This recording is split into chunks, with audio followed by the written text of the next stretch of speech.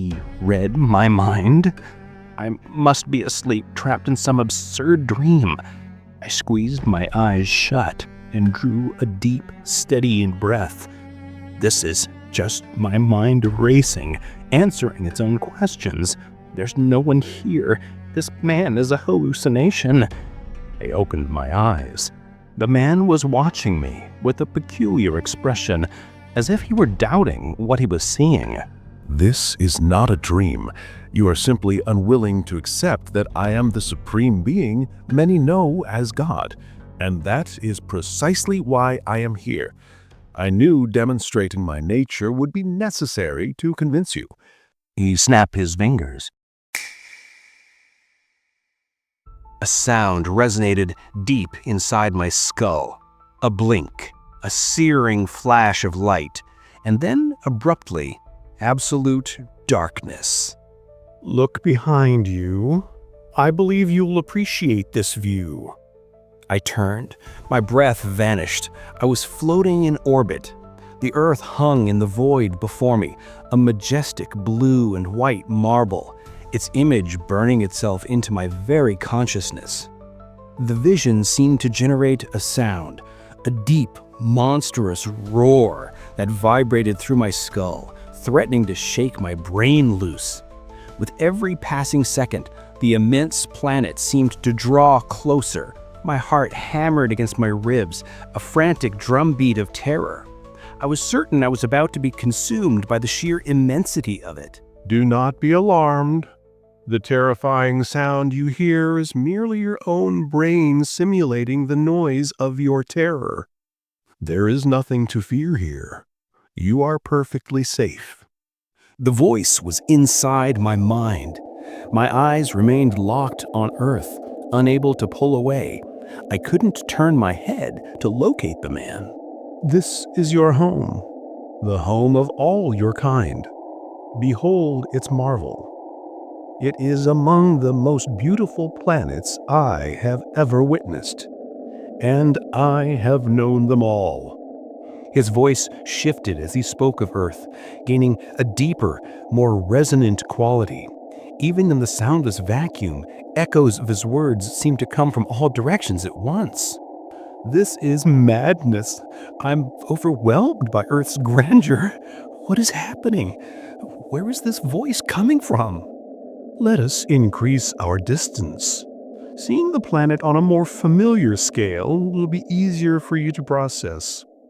My gaze remained tethered to the colossal globe. The Earth began to spin faster as I was pulled backward, shrinking until it was the size of a watermelon. This can't be real! I thought I was screaming, but the sound died in my throat, trapped behind a wall of awe. I only felt the phantom movement of my lips. The sight was surreal. It felt as if I could cradle the entire planet in my lap. A hand touched my shoulder, a touch that was warm and thrumming with energy. I finally managed to look to the side. The man stood there. I had been so captivated by Earth that I had failed to notice his presence the entire time. It was a strange sensation. He wasn't physically touching me, yet I felt the heat of his form as he circled me, as if I were orbiting a living star. Know that this is all real. I will show you things far greater than this.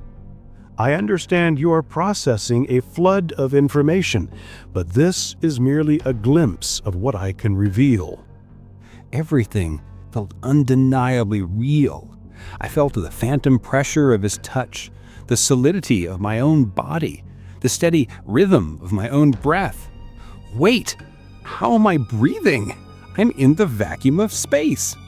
I instinctively held my breath, terrified of the consequences. I knew that I had been breathing normally, but my mind screamed that I was drowning, sinking into an airless sea. Be calm. Breathe. Such a simple function, dwarfed by the spectacle before you. Do you truly believe I would bring you here only to let you suffocate? The face held a mocking smile. I exhaled in a rush, and then began gulping air, gasping as if I just surfaced from near drowning. If I'm in space, where is the sun, the moon, the stars? All I see is Earth. I shouted. My voice was still ragged. In the space between one instant and the next, the man vanished from in front of me and reappeared at my side. It took you long enough to notice their absence. I see you are still in shock. The thin air is slowing your cognition. But that is a positive sign.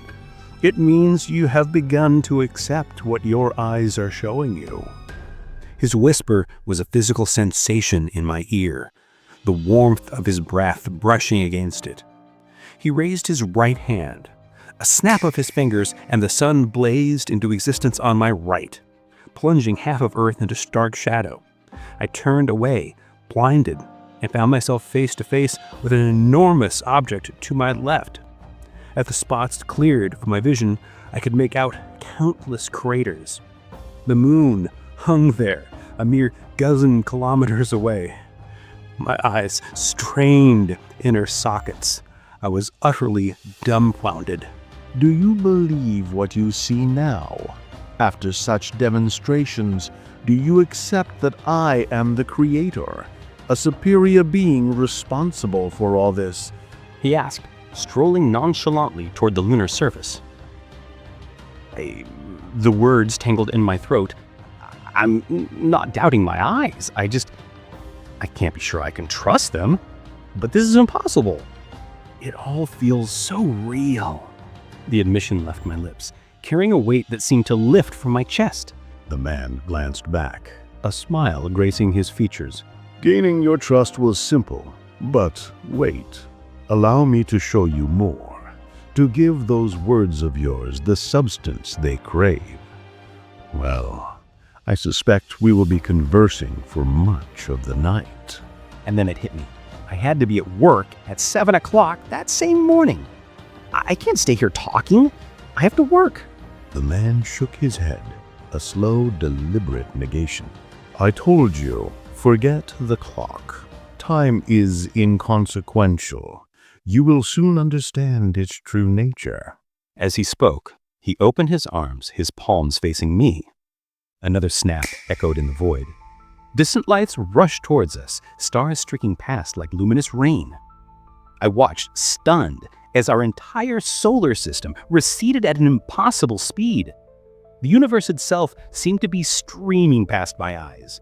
I didn't know our destination, but my vision flickered repeatedly into darkness, each blackout lasting only seconds. Behold, His voice announced, just as the frantic motion ceased.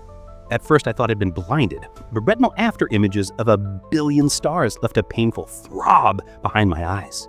But slowly, pinpricks of light emerged in the darkness. In the distance, a tapestry of stars, and directly below me, a structure of breathtaking luminosity. it was a vision of grandeur and magnificence.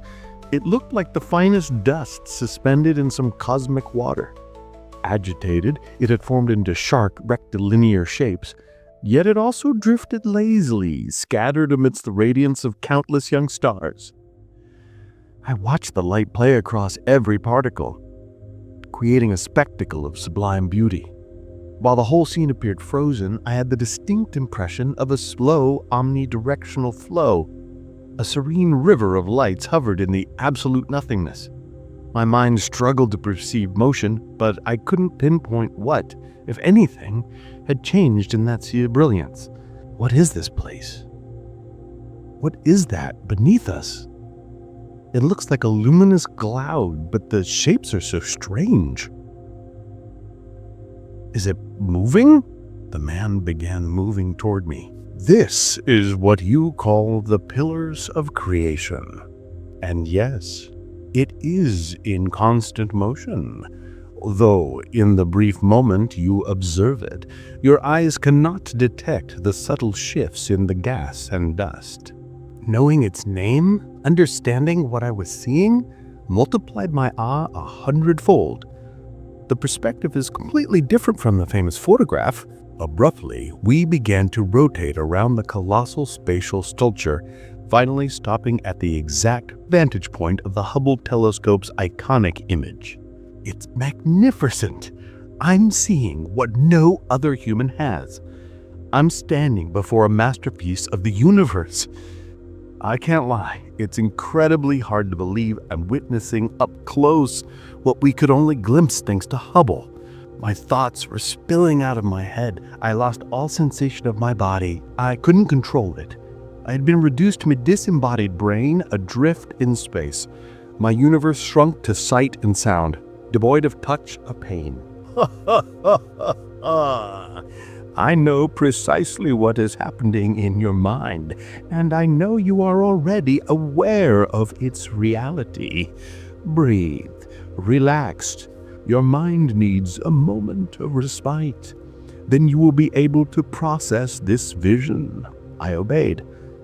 I felt a sudden jolt, as if my consciousness had been switched off and on again, like an old cathode ray television. My thoughts settled into a coherent stream. The connection to my body was restored.